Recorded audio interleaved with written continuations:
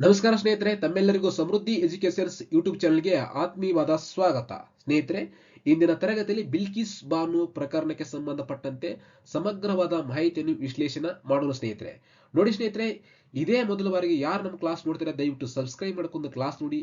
ಅದೇ ರೀತಿ ವಿಡಿಯೋ ಇಷ್ಟ ಆದ್ರೆ ದಯವಿಟ್ಟು ಲೈಕ್ ಮಾಡೋದನ್ನು ಮರಿಬೇಡಿ ಸ್ನೇಹಿತರೆ. ನೋಡಿ ಸ್ನೇಹಿತರೆ, ಈ ಕ್ಲಾಸಿನ PDF ನೋಟ್ಸ್ ಏನಾದರೂ ಬೇಕಾದ್ರೆ ಡಿಸ್ಕ್ರಿಪ್ಷನ್ ಲಿಂಕ್ ನಲ್ಲಿ ನಮ್ಮ ಟೆಲಿಗ್ರಾಮ್ ಗ್ರೂಪ್ ಲಿಂಕ್ ಕೊಟ್ಟಿರ್ತೇವೆ ಸ್ನೇಹಿತರೆ. ಅಲ್ಲಿ ಜಾಯಿನ್ ಆಗೋದ್ರ ಮೂಲಕ ಈ ಕ್ಲಾಸಿನ PDF ನೋಟ್ಸ್ ಅನ್ನು ತಾವು ಪಡೆಯುವುದು ಸ್ನೇಹಿತರೆ. ನೋಡಿ ಸ್ನೇಹಿತರೆ, ಈ ಕ್ಲಾಸ್ ಅನ್ನು ಯಾವುದೇ ರೀತಿ ಸ್ಕಿಪ್ ಮಾಡದೆ ಪೂರ್ತಿಯಾಗಿ ವಿಡಿಯೋ ನೋಡೋದ್ರಿಂದ ಈ ಕ್ಲಾಸ್ ನಿಮ್ಗೆ ಇದು ಕೇಸು ಏನು ಅಂತ ಯಾವಾಗ ಆರಂಭ ಅನ್ನೋದು ಎಲ್ಲಾ ಮಾಹಿತಿ ಸಮಗ್ರವಾಗಿ ಸಿಗುತ್ತೆ ಸ್ನೇಹಿತರೆ. ನೋಡಿ ಸ್ನೇಹಿತರೆ, ಕೇಸ್ ನಡೆದಿದ್ದು ಇದು ಎಲ್ಲಪ್ಪ ಅಂದ್ರೆ ಗುಜರಾತ್ ನಲ್ಲಿ. ಇಲ್ಲಿ ನೆಕ್ಸ್ಟ್ ಕೊಟ್ಟಿದ್ದೀನಿ ನೋಡಿ, ಮಹಾರಾಷ್ಟ್ರ ಕೊಟ್ಟಿದ್ದೀನಿ. ಯಾಕಪ್ಪ ಅಂದ್ರೆ ಕೇಸಿನ ಪ್ರಭಾವದ ಮೇಲೆ ಯಾರು ಬೀರ್ಬಾರ್ದು ಅಂತೇಳಿ ಆ ಕೇಸನ್ನು CBI ಏನ್ ಮಾಡಿತ್ತು, ಮಹಾರಾಷ್ಟ್ರ ರಾಜ್ಯಕ್ಕೆ ಆ ಕೇಸನ್ನು ಟ್ರಾನ್ಸ್ಫರ್ ಮಾಡಿತ್ತು. ಓಕೆ ನೋಡಿ, ಗೋಧ್ರಾ ರೈಲು ದುರಂತ ನಡೆದಿದ್ದು 2002ರಲ್ಲಿ. ನೋಡಿ ಇಲ್ಲಿ ಕ್ಷಮಾದಾನ ವಿಧಿ ಅಂತ ಕೊಡ್ತೀನಿ. ಇದು 72ನೇ ವಿಧಿ ಬಳಸ್ಕೊಂಡು ರಾಷ್ಟ್ರಪತಿಯವರು ಕೊಡ್ತಾರೆ. ಅದೇ ರೀತಿ 161 ಬಳಸ್ಕೊಂಡು ರಾಜ್ಯಪಾಲರು ರಾಜ್ಯದಲ್ಲಿ ಕ್ಷಮಾದಾನವನ್ನು ಯಾವುದೇ ಅಪರಾಧ ಅವರಿಗೆ ಸನ್ನಡತೆ ಆಧಾರದ ಮೇಲೆ ಅವರಿಗೆ ಕ್ಷಮಾದಾನ ಅರ್ಜಿ ನಿರ್ವಹಿಸುವ ಅಧಿಕಾರ ರಾಜ್ಯಪಾಲರ ಮತ್ತು ರಾಷ್ಟ್ರಪತಿಗೆ ಇದೆ. ನೋಡಿ ಸ್ನೇಹಿತರೆ, ಹೆಚ್ಚುಗಡೆ ಇದ್ದಾರೆ ಶ್ರೀಮತಿ BV ನಾಗರತ್ನ ಅವರು ಸುಪ್ರೀಂ ಕೋರ್ಟ್ನ ನ್ಯಾಯಮೂರ್ತಿರವರು. ಅಪ್ಕಮಿಂಗ್ ಡೇಸ್ ನಲ್ಲಿ ಸುಪ್ರೀಂ ಕೋರ್ಟ್ನ ಮುಖ್ಯ ನ್ಯಾಯಮೂರ್ತಿ ಆಗಿದ್ದಾರೆ. ಇವರು ಸಹ ನಮ್ಮ ಕರ್ನಾಟಕದವರು, ನಮ್ಮ ಕನ್ನಡಿತ, ಅದು ನಮಗೆ ಹೆಮ್ಮೆಯ ವಿಷಯ. ಇವರು ಮಂಡ್ಯ ಜಿಲ್ಲೆಗೆ ಸಂಬಂಧಪಟ್ಟಿದ್ದಾರೆ. ಇವರು ಬಿಲ್ಕಿಸ್ ಬಾನು ಈ ಕೇಸಿನ ಸಂಬಂಧಪಟ್ಟಂತ ಪ್ರಮುಖ ವ್ಯಕ್ತಿ.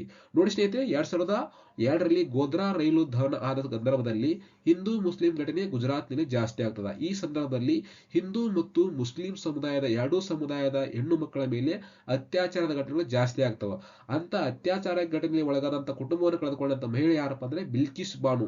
ಈ ಕೇಸ್ನಲ್ಲಿ ಪ್ರಮುಖ ಆರೋಪಿಗಳಾದಂತಹ 11 ಅಪರಾಧಿಗಳನ್ನು ಇತ್ತೀಚೆಗೆ ರೀಸೆಂಟ್ ಆಗಿ ಗುಜರಾತ್ ಸರ್ಕಾರ ಅವರಿಗೆ ಬಿಡುಗಡೆ ಮಾಡಿರ್ತಾರೆ. ಈ ಪ್ರಕರಣವನ್ನು ಬಿಲ್ಕಿಸ್ ಬಾನು ಅವರು ಸುಪ್ರೀಂ ಕೋರ್ಟ್ ನಲ್ಲಿ ಪುನಃ ಚಾಲೆಂಜ್ ಮಾಡಿದ ಸಂದರ್ಭದಲ್ಲಿ ಪುನಃ ಈ ಕೇಸನ್ನು ಹೇರಿಂಗ್ ಆದ ಸಂದರ್ಭದಲ್ಲಿ ಸುಪ್ರೀಂ ಕೋರ್ಟ್ ಏನ್ ಹೇಳ್ತಪ್ಪ, ಪುನಃ ಅವರನ್ನು ಒಂದು ವಾರಗಳಲ್ಲಿ ಅವ್ರನ್ನ ಪುನಃ ಜೈಲಿಗೆ ಕಳಿಸಿ ಅಂತೇಳಿ ಜಜ್ಮೆಂಟ್ ಕೊಟ್ಟಿರ್ತದೆ. ಹೀಗಾಗಿ ಇದು ಮಹಿಳಾ ಸಬಲೀಕರಣ ರಿಲೇಟೆಡ್ ಆಗಿ PSI SA ಸಂಬಂಧಪಟ್ಟಂತ ಎಸ್ಸೆ ಬರೀಬೇಕಪ್ಪ ಅಂದ್ರೆ ಸ್ನೇಹಿತರೆ, ನೀವು ಮಹಿಳೆಯರಿಗೆ ಸಂಬಂಧಪಟ್ಟ ಎಸ್ಸೆ ಬರೀಬೇಕಂದ್ರೆ ನಿಮಗೆ ಇಂಥ ಡಾಟಾಸ್ 100% ಸರಿಯಾಗಿ ಗೊತ್ತಿದೆ ಸ್ನೇಹಿತರೆ.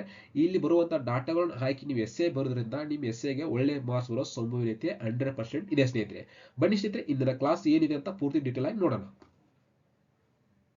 ನೋಡಿ ಸ್ನೇಹಿತರೆ, ಪ್ರಥಮ ಪ್ರಶ್ನೆ, ರಾಜ್ಯ ಸರ್ಕಾರಗಳು ಅಪರಾಧಿಯ ಶಿಕ್ಷೆಯನ್ನು ಕಡಿಮೆ ಮಾಡುವ ಅಥವಾ ಶಿಕ್ಷೆಯನ್ನು ರದ್ದುಪಡಿಸುವ ಮುನ್ನ ಕೆಲವು ಅಂಶಗಳನ್ನು ಪರಿಗಣಿಸಬೇಕು ಎಂದು ಸುಪ್ರೀಂ ಕೋರ್ಟ್ ಯಾವ ಪ್ರಕರಣದಲ್ಲಿ ಹೇಳಿದೆ? ಇದು ಕ್ವಶನ್ ಯಾಕೆ ತೆಗೆದುಕೊಂಡಿದೆ ಅಂದ್ರೆ ಸ್ನೇಹಿತರೆ, ಇತ್ತೀಚೆಗೆ ಬಿಲ್ಕಿಸ್ ಬಾನು ಪ್ರಕರಣದಲ್ಲಿ ಭಾಗಿಯಾದಂತ ಅಪರಾಧಿಗಳಿಗೆ ಗುಜರಾತ್ ಸರ್ಕಾರವು ಅವರಿಗೆ ಕ್ಷಮಾದಾನ ನೀಡಿ ಬಿಡುಗಡೆ ಮಾಡಿತ್ತು.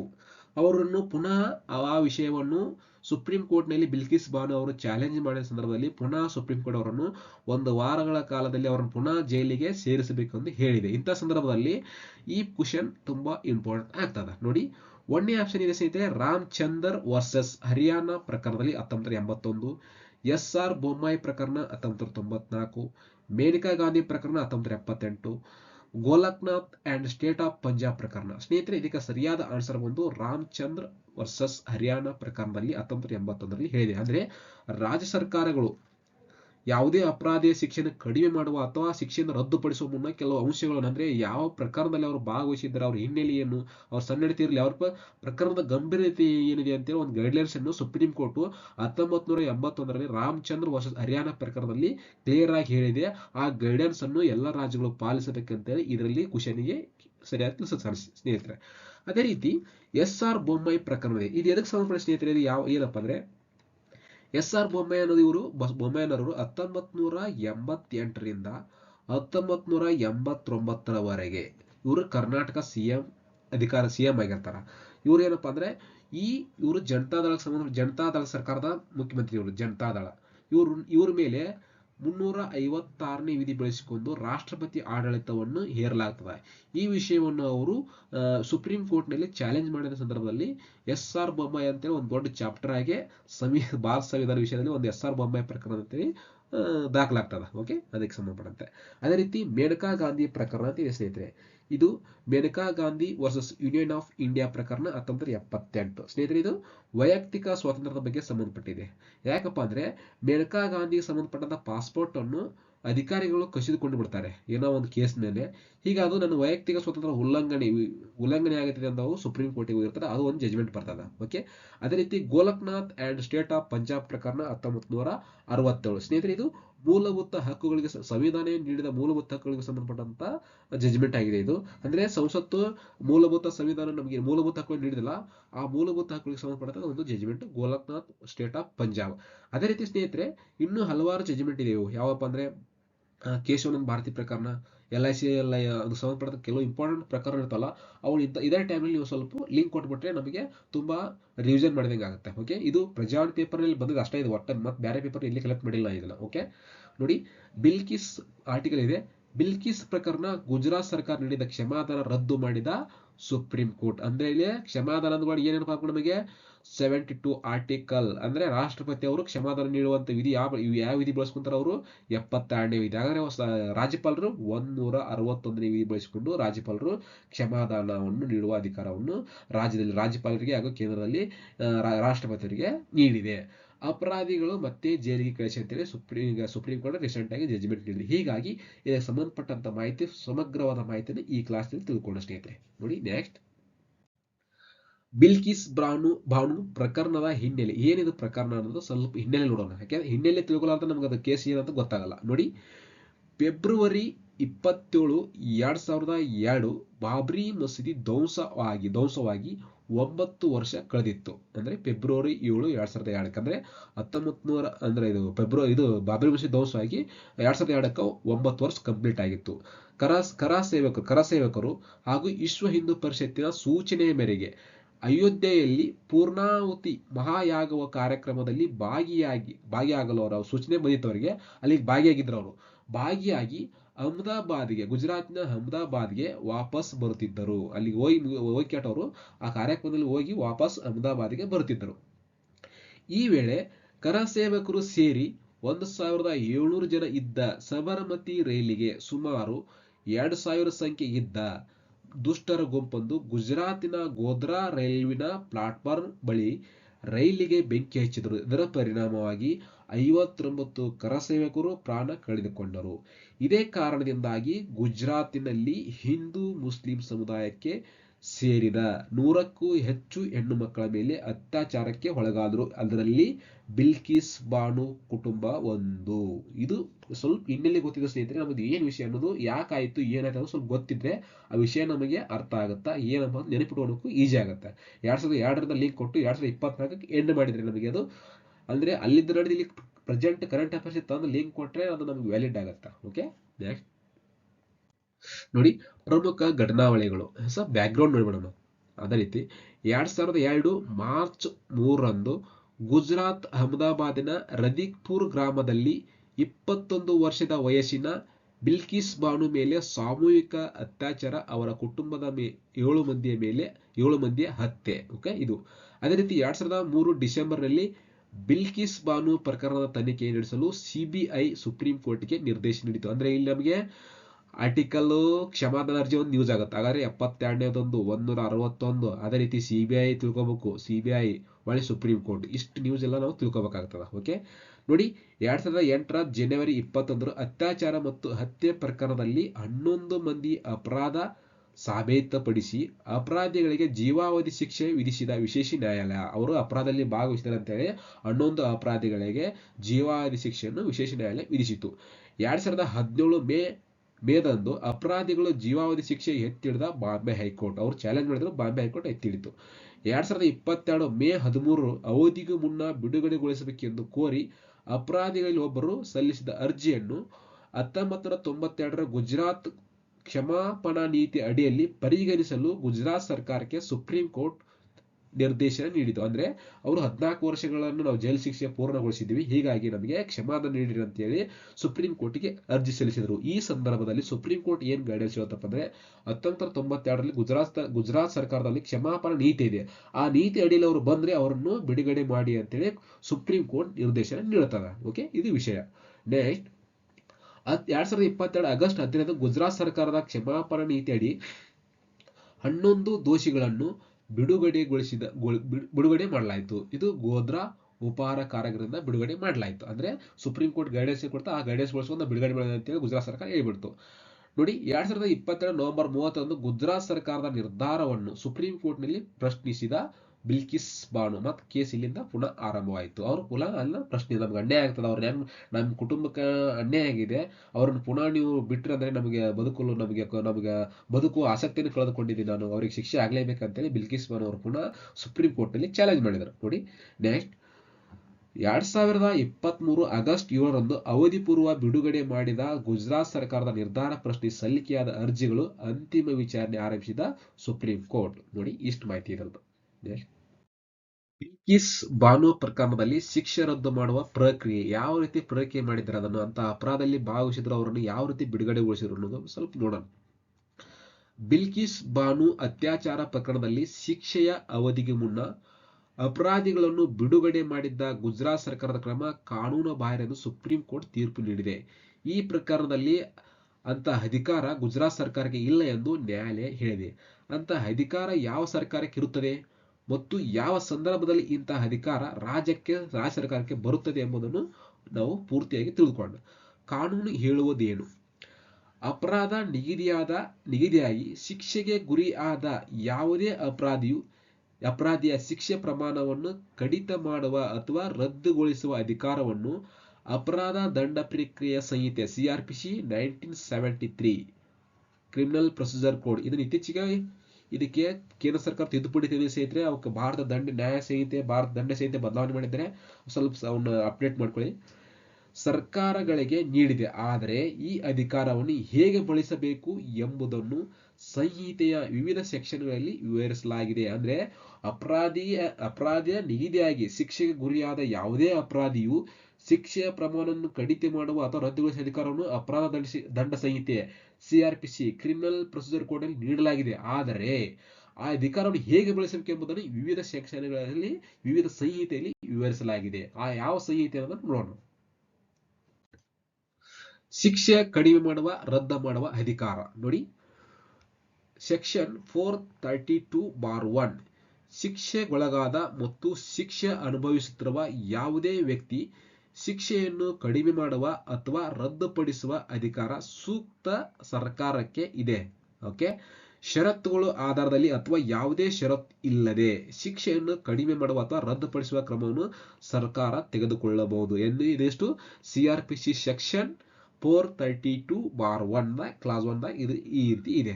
ಅದೇ ರೀತಿ ಸೆಕ್ಷನ್ 432 CRPC ಕ್ಲಾಸ್ 2 ಶಿಕ್ಷೆಯನ್ನು ಕಡಿಮೆ ಮಾಡುವ ಅಥವಾ ರದ್ದುಪಡಿಸುವ ಮುನ್ನ ಆ ಶಿಕ್ಷೆಯನ್ನು ನೀಡಿದ ನ್ಯಾಯಾಧೀಶರ ಅಭಿಪ್ರಾಯವನ್ನು ಸೂಕ್ತ ಸರ್ಕಾರ ತೆಗೆದುಕೊಳ್ಳಬೇಕು. ಆ ಅಭಿಪ್ರಾಯವು ವರದಿಯು ಕೆಳಕಂಡ ವಿವರಗಳು ಒಳಗೊಂಡಿರಬೇಕು. ಶಿಕ್ಷೆಯನ್ನು ಕಡಿಮೆ ಅಥವಾ ರದ್ದು ಮಾಡಬೇಕೇ ಅಥವಾ ಅಂತ ಅರ್ಜಿಯನ್ನು ತಿರಸ್ಕರಿಸಬೇಕು ಎಂಬುದನ್ನು ನ್ಯಾಯಾಧೀಶರು ಸ್ಪಷ್ಟವಾಗಿ ಹೇಳಬೇಕು. ತಾವು ಅಂತ ನಿರ್ಧಾರಕ್ಕೆ ಬರಲು ಕಾರಣಗಳೇನು ಎಂಬುದನ್ನು ಆ ವರದಿಯಲ್ಲಿ ಸ್ಪಷ್ಟವಾಗಿ ವಿವರಿಸಬೇಕು. ಈ ಕಾರಣಗಳು ಸತ್ಯಾಸತ್ಯತೆಯನ್ನು ಆಧರಿಸಿರಬೇಕು. ಜೊತೆಗೆ ಸಂಬಂಧ ನಡೆದ ವಿಚಾರಣೆ ಮತ್ತು ಹೇಳಿಕೆಗಳು ಒಳಗೊಂಡ ದಾಖಲೆಗಳು ಇದ್ದರೆ ಅದರ ದೃಢೀಕೃತ ನಕಲು ಪ್ರತಿಯನ್ನು ವರದಿಯಲ್ಲಿ ಇಡಬೇಕು. ಈ ನ್ಯಾಯಾಧೀಶನು ಅಪರಾಧಿ ಜೈಲು ಶಿಕ್ಷೆ ಅನುಭವಿಸುತ್ತಿರುವ ಜೈಲಿನ ಸಲಹಾ ಸಮಿತಿ ಸದಸ್ಯನಾಗಿರಬಾರದು ಎಂದು ಸುಪ್ರೀಂ ಕೋರ್ಟ್ ಹೇಳಿದೆ. ಅಪರಾಧ ನಿಗದಿ ಮಾಡಿದ ಮತ್ತು ಶಿಕ್ಷೆ ನಿಗದಿ ಮಾಡಿದ ನ್ಯಾಯಾಲಯದಲ್ಲಿ ಹಾಲಿ ನ್ಯಾಯಾಧೀಶರು ಅಭಿಪ್ರಾಯವನ್ನು ಪಡೆದುಕೊಳ್ಳುವುದು ಕಡ್ಡಾಯ.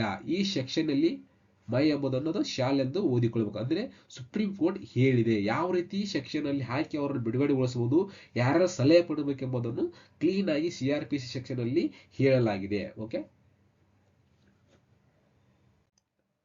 ಅದೇ ರೀತಿ CRPC ಸೆಕ್ಷನ್ 432 ಕ್ಲಾಸ್ 7 ನೋಡಿ ಹೇಳಲಾಗಿರುವ ಸೂಕ್ತ ಸರ್ಕಾರ ಎಂಬುದನ್ನು 432 ಸೆಕ್ಷನ್ ಕ್ಲಾಸ್ 7 ನಲ್ಲಿ ವಿವರಿಸಲಾಗಿದೆ. ಅಪರಾಧ ಕೃತ್ಯಕ್ಕೆ ಸಂಬಂಧಿಸಿದಂತೆ ವಿಚಾರಣೆ ನಡೆದ ಅಪರಾಧವನ್ನು ನಿಗದಿ ಮಾಡಿದ ಮತ್ತು ಶಿಕ್ಷೆಯನ್ನು ನೀಡಿದ ನ್ಯಾಯಾಲಯವು ಇರುವ ರಾಜ್ಯ ಸರ್ಕಾರವೇ ಸೂಕ್ತ ಸರ್ಕಾರ. ನೋಡಿ ಏನಿದೆ ಅಂದ್ರೆ ಇಲ್ಲಿ ಅಪರಾಧ ಕೃತ್ಯಕ್ಕೆ ಸಂಬಂಧಿಸಿದಂತೆ ವಿಚಾರಣೆ ನಡೆದ ಅಪರಾಧವನ್ನು ನಿಗದಿ ಮಾಡಿದ ಮತ್ತು ಶಿಕ್ಷೆಯನ್ನು ನೀಡಿದ ನ್ಯಾಯಾಲಯ ಇರುವ ರಾಜ್ಯದ ಸರ್ಕಾರ ಸೂಕ್ತ ಸರ್ಕಾರ. ಇಲ್ಲಿ ಯಾಕಪ್ಪ ಇದು ಹೇಳ್ತಾರಪ್ಪ ಅಂದ್ರೆ ಘಟನೆ ನಡೆದಿದ್ದು ಗುಜರಾತ್ನಲ್ಲಿ, ಓಕೆ, ತನಿಖೆ ನಡೆದಿದ್ದು ಮಹಾರಾಷ್ಟ್ರದಲ್ಲಿ. ಓಕೆ, ಘಟನೆಯನ್ನು ಗುಜರಾತ್ ನಡೀತಾ ಬರ್ತಾ ತನಿಖೆ ನಡೆದ ಮಹಾರಾಷ್ಟ್ರ. ಹಾಗಾಗಿ ಇದಕ್ಕೆ ಬೇಲ್ ಕೊಡುವುದು, ಜಜ್ಮೆಂಟ್ ಕೊಡೋದೆಲ್ಲ ಅಧಿಕಾರ ಇರೋದು ಗುಜರಾತ್ ಸರ್ಕಾರಕ್ಕೆ. ಈ ಅಧಿಕಾರ ಇಲ್ಲ, ಮಹಾರಾಷ್ಟ್ರ ಸರ್ಕಾರಕ್ಕೆ ಅಧಿಕಾರ ಇದೆ. ಬಟ್ ಇಲ್ಲಿ ಏನಾಗಿದೆ, ಈ ಪ್ರಕರಣದಲ್ಲಿ ಗುಜರಾತ್ ಸರ್ಕಾರ ಈ ಪ್ರಕರಣ ಬಳಸಿಕೊಂಡು ಅದು ಬಿಡುಗಡೆ ಮಾಡಿದ್ದು ಸರಿಯಲ್ಲ ಅಂತ ಇಲ್ಲಿ ಹೇಳ್ತಾ ಇದೆ. ನೋಡಿ 433 ಸೆಕ್ಷನ್ ಎ ಶಿಕ್ಷೆಯನ್ನು ಕಡಿಮೆ ಮಾಡುವ ಅಥವಾ ರದ್ದು ಮಾಡುವ ಅಧಿಕಾರಕ್ಕೆ ನಿರ್ಬಂಧಗಳು. CrPC criminal procedure code 432 section ಅದರ ಯಾವುದೇ ಉಪ ಸೆಕ್ಷನ್ಗಳಲ್ಲಿ 433 ವಿವರಿಸುವ ನಿರ್ಬಂಧಗಳಿಗೆ ಅನ್ವಯವಾಗುವುದಿಲ್ಲ. ಇದು ಕ್ಲಿಯರ್ ಆಗಿದೆ. ಮರಣದಂಡನೆ ವಿಧಿಸಬಹುದಾದ ಅಪರಾಧ ಕೃತ್ಯದಲ್ಲಿ ಜೀವಿತಾವಧಿ ಶಿಕ್ಷೆಗೆ ಗುರಿಯಾದ ಮತ್ತು ಮರಣದಂಡನೆಯನ್ನು ಜೀವಿತಾವಧಿ ಶಿಕ್ಷೆಗೆ ಇಳಿಸಿದ ಪ್ರಕರಣಗಳಲ್ಲಿ ಅಪರಾಧಿಯು ಕನಿಷ್ಠ 14 ವರ್ಷಗಳ ಸೆರೆವಾಸವನ್ನು ಅನುಭವಿಸಿರಬೇಕು.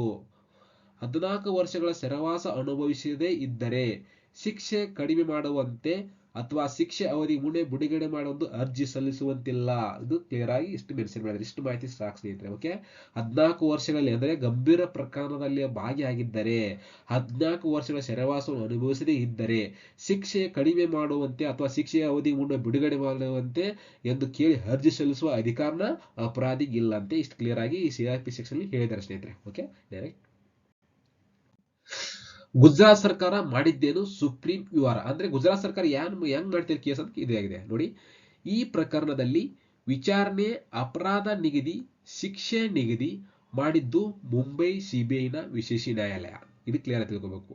ಸಿಆರ್ಪಿಸಿಯ 432(1) ನಲ್ಲಿ ಸೆಕ್ಷನ್ ಪ್ರಕಾರ ಶಿಕ್ಷೆಯನ್ನು ಕಡಿಮೆ ಮಾಡುವ ಅಥವಾ ರದ್ದು ಮಾಡುವ ಅಧಿಕಾರ ಇರುವುದು ಮಹಾರಾಷ್ಟ್ರಕ್ಕೆ. ನೋಡಿ ಸ್ನೇಹಿತರೆ, ಇದು ವೆರಿ ಇಂಪಾರ್ಟೆಂಟ್ ಮಾತ್ರ. ಆದರೆ ತನಗೆ ಇಲ್ಲದ ಅಧಿಕಾರವನ್ನು ಗುಜರಾತ್ ಸರ್ಕಾರ ಚಲಾಯಿಸಿದೆ. ಅಂದ್ರೆ ಘಟನೆಯಲ್ಲಿ ನಡೀತು, ಬಟ್ ಎಲ್ಲ ತನಿಖೆ ನೀಡಿ ಜಜ್ಮೆಂಟ್ ಕೊಟ್ಟಿದ್ದು ಮಹಾರಾಷ್ಟ್ರ ಸರ್ಕಾರ. ಆದ್ರೆ ಬಿಡುಗಡೆ ಮಾಡಬೇಕು ಮಾಡುವ ತೀರ್ಮಾನ ತಗೋದ ಸರ್ಕಾರ ಯಾವ್ದಪ್ಪ ಅಂದ್ರೆ ಮಹಾರಾಷ್ಟ್ರ. ಇಲ್ಲೇ ಗುಜರಾತ್ ಸರ್ಕಾರಕ್ಕೆ ಯಾವುದೇ ಅಧಿಕಾರ ಇಲ್ಲ ಅಂತೇಳಿ ಸುಪ್ರೀಂ ಕೋರ್ಟ್ ಸ್ಪಷ್ಟವಾಗಿ ಹೇಳಿದೆ. ಈ ಸಂಬಂಧ ಸಿಬಿಐ ವಿಶೇಷ ನ್ಯಾಯಾಲಯದ ನ್ಯಾಯಾಧೀಶರು ಅಭಿಪ್ರಾಯವನ್ನು ಕೇಳಲಾಗಿತ್ತು.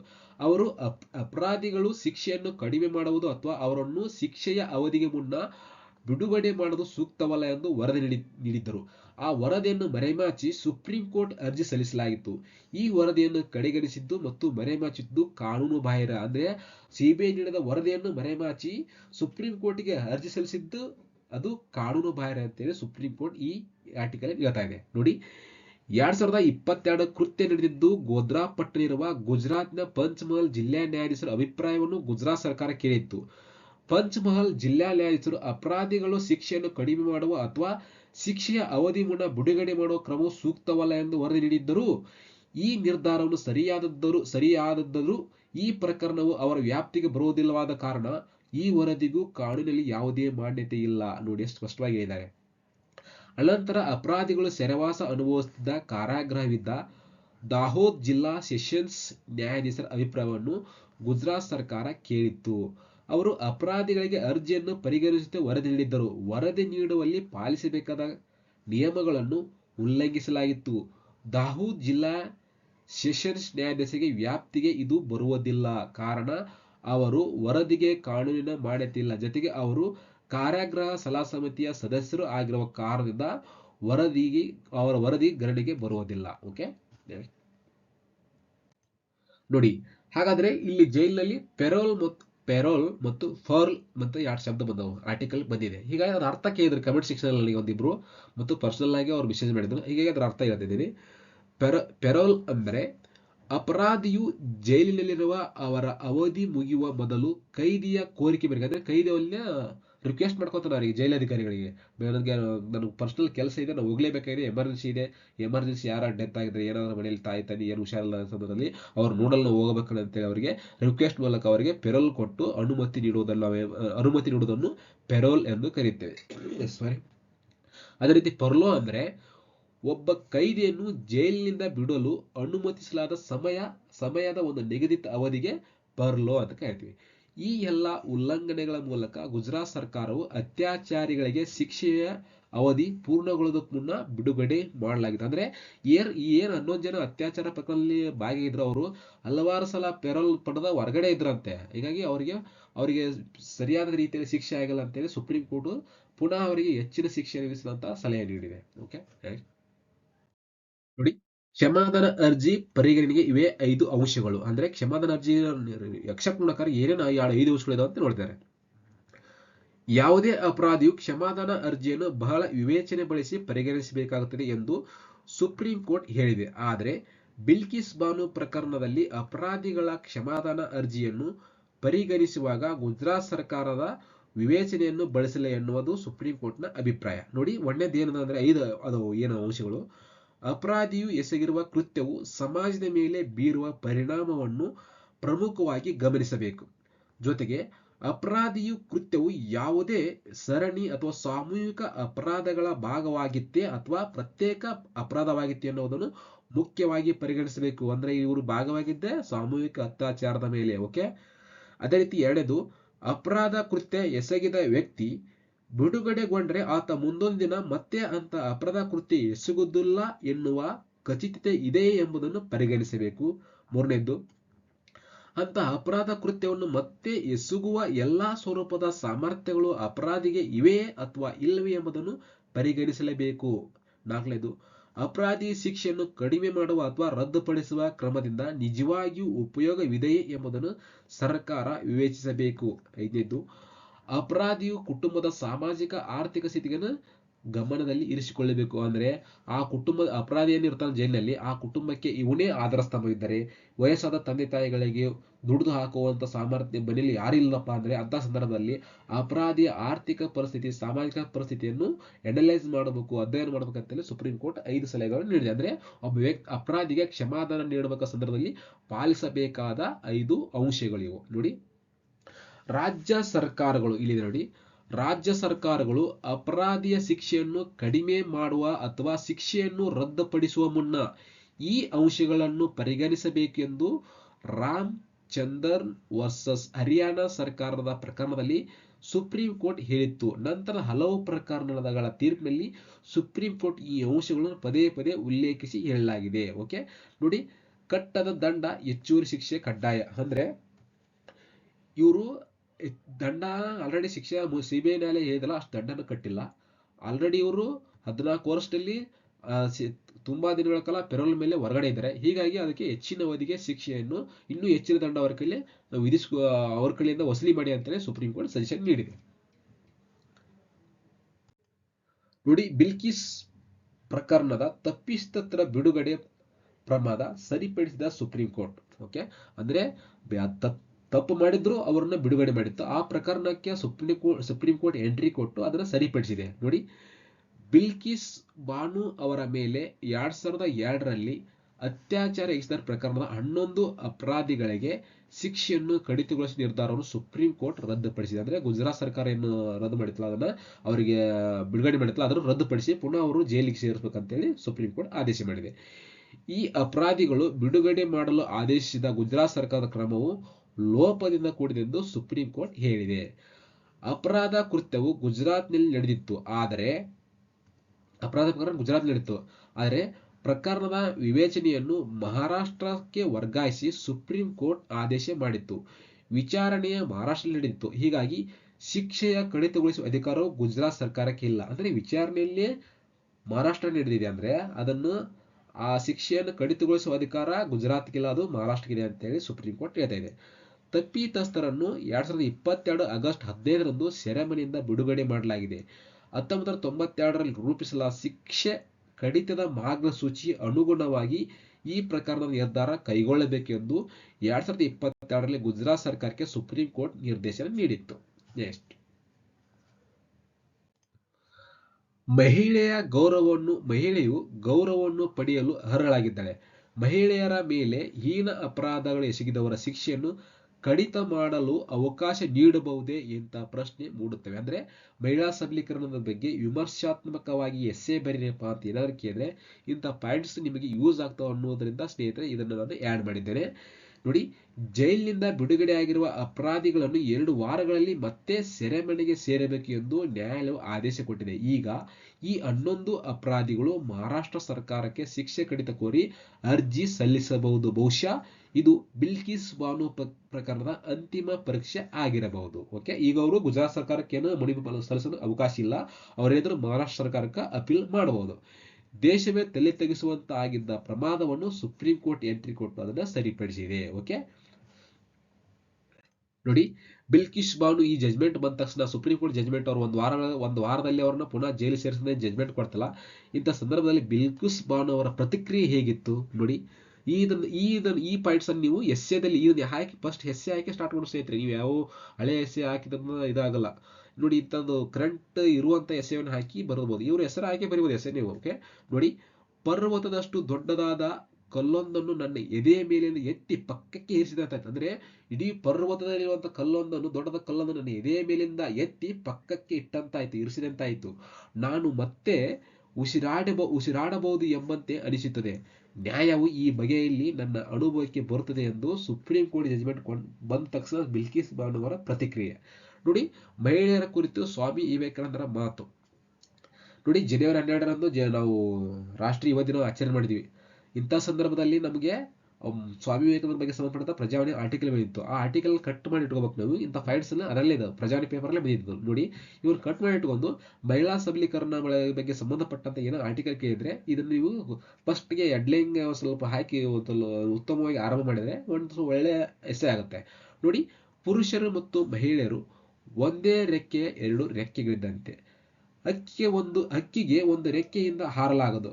ಹಾಗೆ ಮಹಿಳೆಯರ ಸ್ಥಿತಿಗತಿ ಸುಧಾರಿಸಿದೆ ಜಗತ್ತಿನ ಹಾಗೂ ದೇಶದ ಕಲ್ಯಾಣ ಅಸಾಧ್ಯ ಎಂದು ಸ್ವಾಮಿ ವಿವೇಕಾನಂದರು ಅವಾಗೇ ಹೇಳಿದ್ದಾರೆ. ಹೀಗಾಗಿ ಇಂತಹ ಕೋಟ್ಸ್ ಅನ್ನು ನೀವು ಒಂದು ಒಳ್ಳೆಯ ವ್ಯಾಖ್ಯೆಯನ್ನು ಸ್ಟಾರ್ಟಿಂಗ್ ಪಾಯಿಂಟ್ ಹಾಕೋದ್ರ ಮೂಲಕ ನೀವು ಎಸ್ಸೆಯನ್ನು ಆರಂಭಿಸಿದರೆ ಒಂದು ಒಳ್ಳೆಯ ಎಸ್ಸೆ ಆಗೋದ್ರಲ್ಲಿ ಸಂಶಯವಿಲ್ಲ. Okay, Khehar Singh versus union of India ಪ್ರಕರಣದಲ್ಲಿ ನೋಡಿ, ನ್ಯಾಯಾಲಯಗಳು ಸುಧಾರಣೆಯ ತತ್ವಗಳನ್ನು ಎತ್ತಿ ಹಿಡಿಯುವ ಕೈದಿಗಳಿಗೆ ಪರಿಹಾರಗಳನ್ನು ಪರಿಗಣಿಸುವ ಪ್ರಾಮುಖ್ಯತೆಯನ್ನು ಒತ್ತಿ ಹೇಳಿದೆ. ಅಂದ್ರೆ ತಪ್ಪು ಮಾಡಿ ಜೈಲಿಗೆ ಇರ್ತಾರ, ಅವರು ನ್ಯಾಯಾಂಗದ ರೂಲ್ಸ್ಗಳಿಗೂ ಒಳಪಟ್ಟು ಸನ್ನಡತೆ ಏನಾದರೂ ತೋರಿಸಿದ್ರೆ ಅವರಿಗೆ ಸುಧಾರಣೆಗೆ, ಸಮಾಜದೊಂದಿಗೆ ಬೆರೆಯಲು ಅವರಿಗೆ ಅವಕಾಶ ಮಾಡಿಕೊಡ್ಬೇಕಂತೇಳಿ ಖೇಹರ್ ಸಿಂಗ್ ವರ್ಸಸ್ ಯೂನಿಯನ್ ಪ್ರಕರಣದಲ್ಲಿ ಹೇಳಿದೆ. ರಾಷ್ಟ್ರಪತಿ ಮತ್ತು ರಾಜ್ಯಪಾಲರಿಗೆ ಸಂವಿಧಾನದ ಮೂಲಕ ಕ್ಷಮಾದಾನ ಸಾರ್ವಭೌಮ ಅಧಿಕಾರವನ್ನು ನೀಡಲಾಗಿದೆ. ವಿಧಿ 72 ಅಡಿಯಲ್ಲಿ ರಾಷ್ಟ್ರಪತಿಗಳು ಕ್ಷಮಾದಾನ ಹಿಂಪಡೆಯುವಿಕೆ ಅಥವಾ ಶಿಕ್ಷೆಯನ್ನು ಉಪಶಮನವನ್ನು ರದ್ದು ಮಾಡುವುದು ಅಥವಾ ಯಾವುದೇ ವ್ಯಕ್ತಿ ಶಿಕ್ಷೆಯನ್ನು ಅಮಾನತುಗೊಳಿಸುವುದು, ರದ್ದುಪಡಿಸುವ ಮತ್ತು ಬದಲಾಯಿಸುವ ಅಧಿಕಾರವನ್ನು 72ನೇ ವಿಧಿ ಅವರಿಗೆ ರಾಷ್ಟ್ರಪತಿಯವರಿಗೆ ಅವಕಾಶ ಮಾಡಿಕೊಟ್ಟಿದೆ. ಓಕೆ ನೋಡಿ, ಸುಪ್ರೀಂ ಕೋರ್ಟ್ ಅಂದ್ರೆ ನಾವು ಓವರ್ ಆಗಿ ಇಷ್ಟೆಲ್ಲ ಆರ್ಟಿಕಲ್ನಾಗ ಓದಿದೀವಿ, ಇಷ್ಟೆಲ್ಲ ಆರ್ಟಿಕಲ್ ಡಿಸ್ಕಸ್ ಮಾಡಿದಪ್ಪ. ಏನೇನು ನ್ಯೂಸ್ ಬಂದವಪ್ಪ ಅಂದ್ರೆ ಒಂದೇನು ಸುಪ್ರೀಂ ಕೋರ್ಟ್ ಬಂತ. ಓಕೆ, ಅದರಲ್ಲಿ CBI ಬಂತು, CRPC ಬಂತು, ಆರ್ಟಿಕಲ್ ಬಂದು ಹೇಗೆ ಇದ್ರ ಬಗ್ಗೆ ಸ್ವಲ್ಪ ಮಾಹಿತಿ ನೋಡ್ಕೊಂಡು ನೋಡಿ.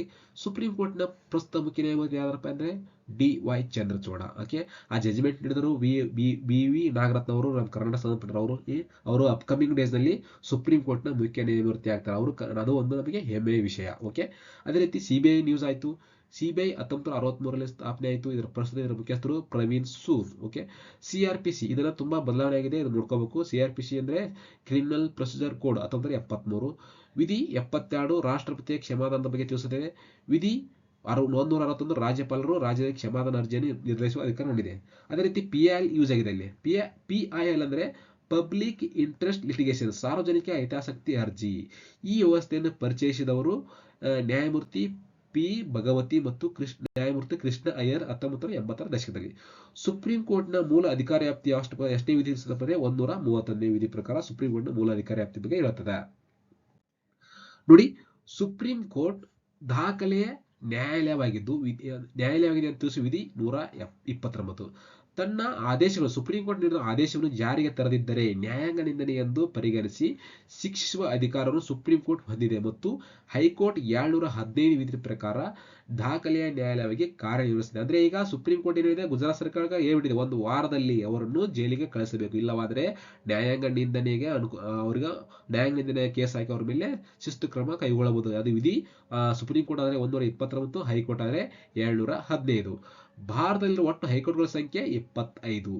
ದೇಶದ ಅತ್ಯಂತ ಹಳೆಯ ಹೈಕೋರ್ಟ್ಗಳು ಯಾವಪ್ಪ ಅಂದ್ರೆ Calcutta high court, Mumbai high court, Madras high court. Okay, Mysuru high court ಸ್ಥಾಪನೆ ಆಗಿದ್ದು 1884, ಅಠರಾ ಕಚೇರಿ. ಕರ್ನಾಟಕದ ಹೈಕೋರ್ಟ್ಗಳ ಸಂಚಾರಿ ಪೀಠಗಳು ಯಾವಪ್ಪ ಅಂದ್ರೆ ಹುಬ್ಳಿ, ಧಾರವಾಡ ಮತ್ತು ಕಲಬುರಗಿ. ಓಕೆ, ಎಷ್ಟು. ಓಕೆ, ಥ್ಯಾಂಕ್ ಯು ಸ್ನೇಹಿತರೆ. ಇಲ್ಲಿವರೆಗೆ ಬಿಲ್ಕಿಸ್ ಬಾನು ಪ್ರಕರಣಕ್ಕೆ ಸಂಬಂಧಪಟ್ಟಂತ ಸಮಗ್ರವಾದ ಮಾಹಿತಿಯನ್ನು ತಿಳಿಸಿಕೊಟ್ಟಿದ್ದೆ ಸ್ನೇಹಿತರೆ.